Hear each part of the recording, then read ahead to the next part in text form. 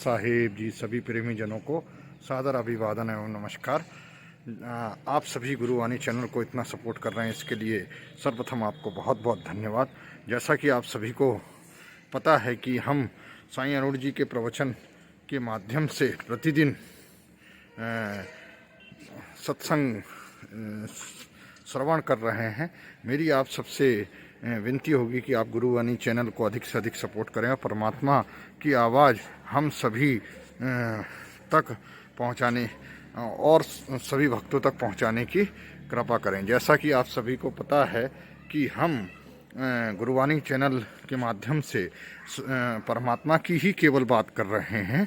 देखिए, कबीर साहब कहते हैं कि परमात्मा पर हमारा पूर्ण विश्वास होना चाहिए, क्योंकि उन्होंने कहा भी है कि मैं ना ऊपर ना नीचे, ना मैं अंदर ना मैं बाहर, मैं तो हूँ सांसों के श्वास विश्वास में।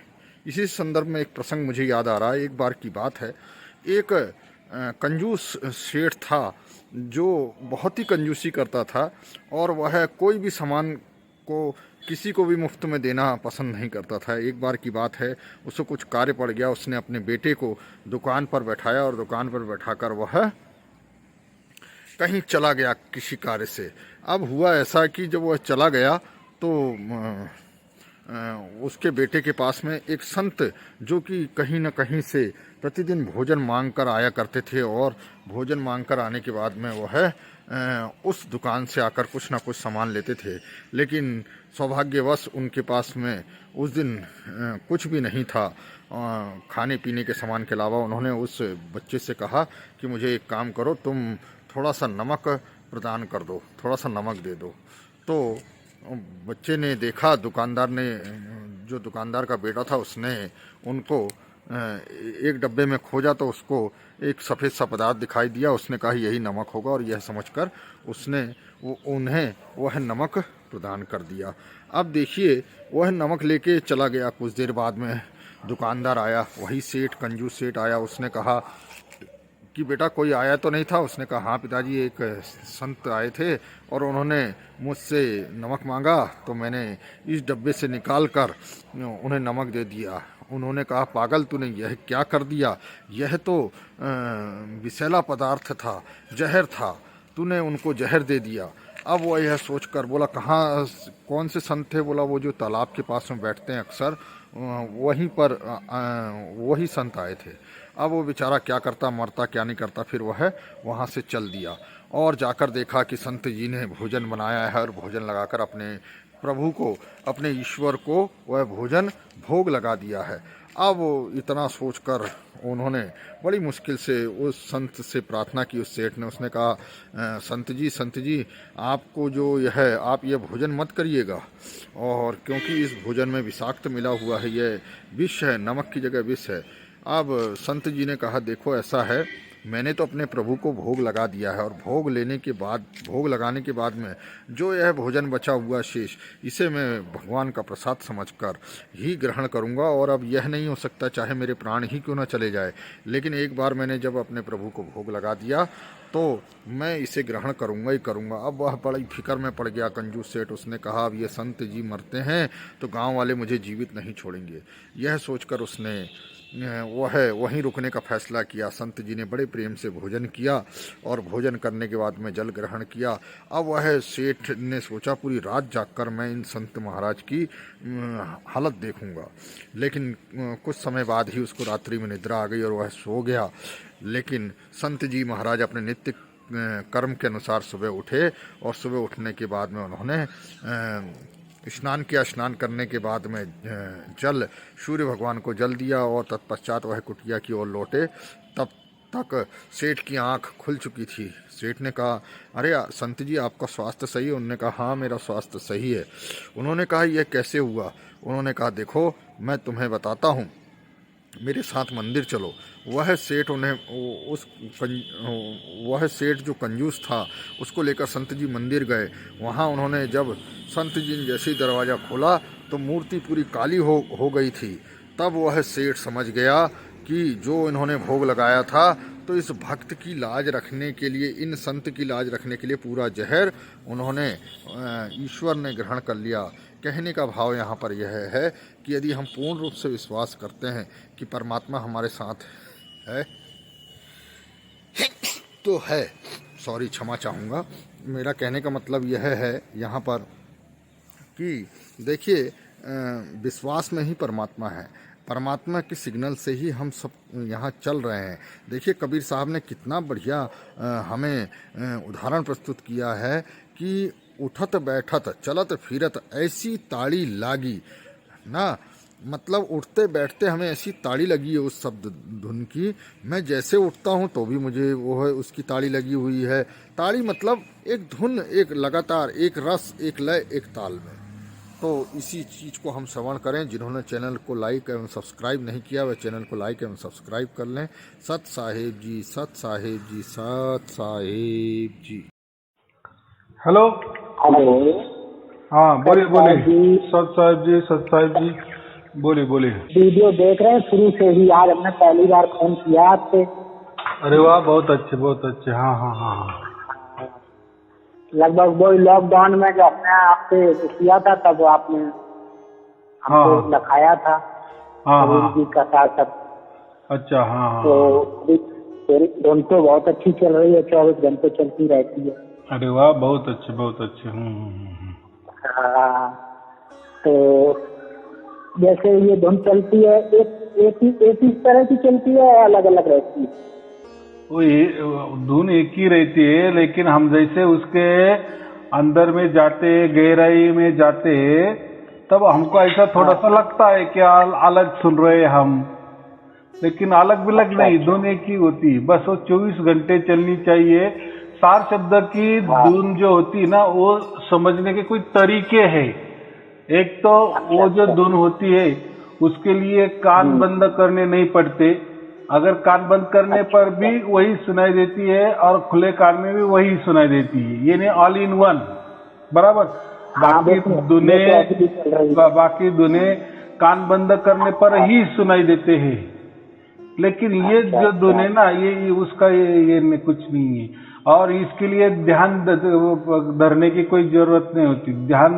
ध्यान के लिए बैठना नहीं पड़ता या कोई शांत जगह जाना नहीं पड़ता। कितना ही शोरगुल हो वो स्पष्ट सुनाई देती है हमें, बस हो गया काम। जो तो चल रही है, धुन तो चल रही है बराबर। हाँ, और जब चलती है ना 24 घंटा, वो ऐसे साइलेंस में चलती है, बस हमको ही उसका पता चलता है कि धुन चल रही है, स्लो में मस्त पैकी चल रही है, और उसके ताड़ी में हम मग्न रहते हैं। और वो एक अलौकिक आनंद होता है।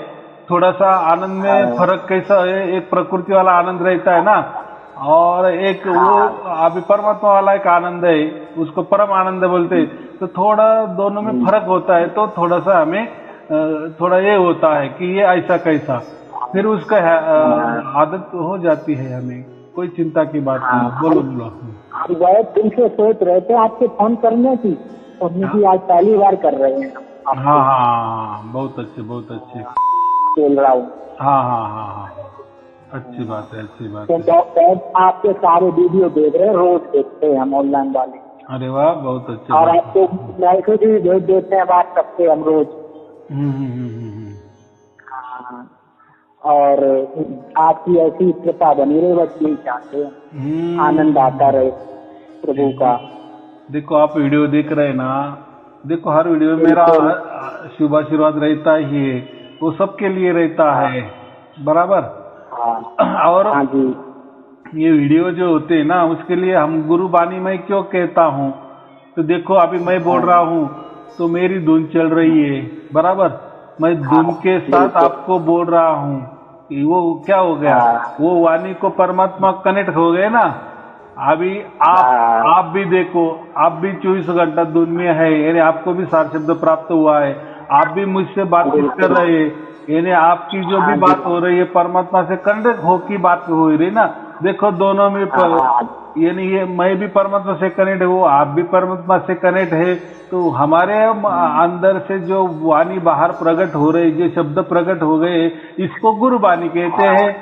इतना सटीक ज्ञान है, बराबर कि नहीं। इसलिए जो भी वीडियो बन रहे हैं ऑनलाइन वाले, वो सभी के सभी गुरुबानी है, ऐसा मैं कहता हूँ, बराबर। वो कोई प्रवचन नहीं है। हाँ जी, आपकी तो महिमा अपरंपार है प्रभु जी। आपने तो बहुत बहुत आनंद दिया हमको, बहुत ज्यादा। अभी तक हम पहले थे लेकिन उतना आनंद नहीं आ रहा था, लेकिन अब फुल आनंद आ रहा है। हाँ, जैसे जैसे दिन जाते हैं ना, तो वैसे वो जो कबीर जी ने क्या कहा है, तो वो ताड़ी जो लग जाती है ना एक बार, बस फिर वो पूछना ही नहीं। तो उसी वक्त हम कहाँ रहते हैं, सतलोक में रहते हैं हमारा बॉडी से हम प्रकृति में, बराबर।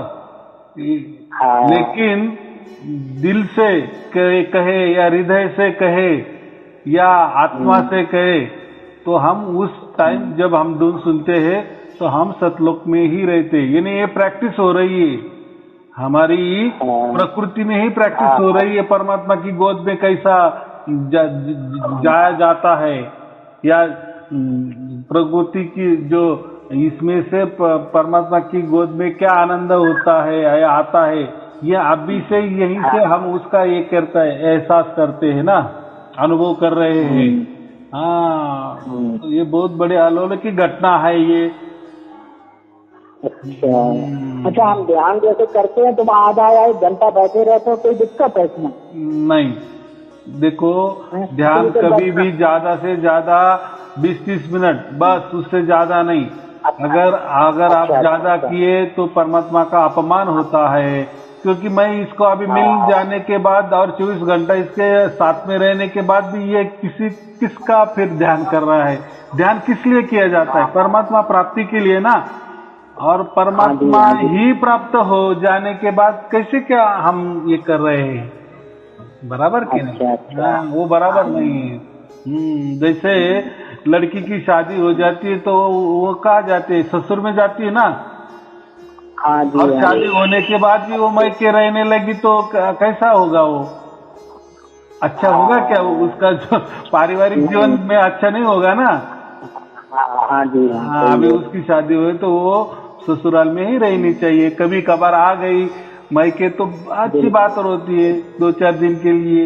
वैसा ही मैंने कहा है ना, थोड़ा ध्यान करने के ठीक है, 20-30 मिनट रोजाना किए तो ठीक है, लेकिन ज्यादा नहीं करना, बराबर। अच्छा।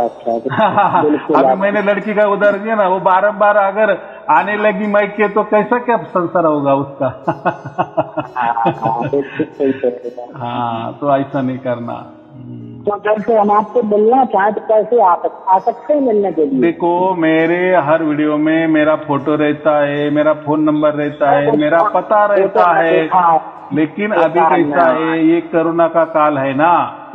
हाँ, तो इसीलिए मैं किसी को बुलाता नहीं। ये होने दो ना, सब कुछ चंगे हो जाने के बाद कभी भी आ जाओ। हाँ, उसमें क्या है। हाँ, वो तो है। तब तक अच्छी हमारी शक्ति बटोर लो, सुमिरन करके करते अच्छी शक्ति भी आ जाएगी आपको, पूरी तरह आप शुद्ध पवित्र बन जाएंगे, बराबर के नहीं। और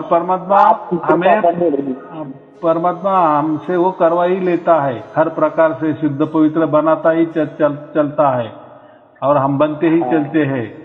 बस एक बार 24 घंटा आने लगी तो हम समझे कि हम अभी शुद्ध पवित्र बन गए।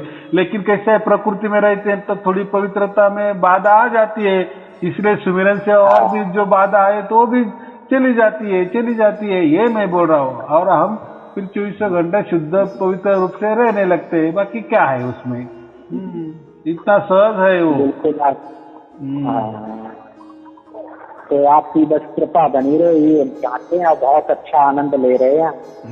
कबीर जी की कृपा हो गई है। हाँ, और आगे बराबर आगे भी होता रहेगा, कोई अभी चिंता का भी। ये जो धुन है ना, वो आपको उसके सतलोक में लेके ही जाने वाली है। अभी चिंता मत करो, उसका काम है, आपका नहीं। चालू हो गई है, चल रही है। हाँ, बस तो चलेगी, कोई चिंता की बात नहीं। चलो ठीक है, फिर शुभ आशीर्वाद, सुमिरन, समर्पण और विश्वास, और खुशी मनाओ, आनंद मनाओ कि परमात्मा हमें मिल गया है। बराबर। बिल्कुल सत साहेब, सत साहेब, सत साहेब, सत साहेब जी। चढ़वतन, हाँ चढ़वन माता। हाँ, हो प्रणाम स्वीकार है आपको, शुभ आशीर्वाद, साहेब बंदगी, साहेब बंदगी, साहेब बंदगी।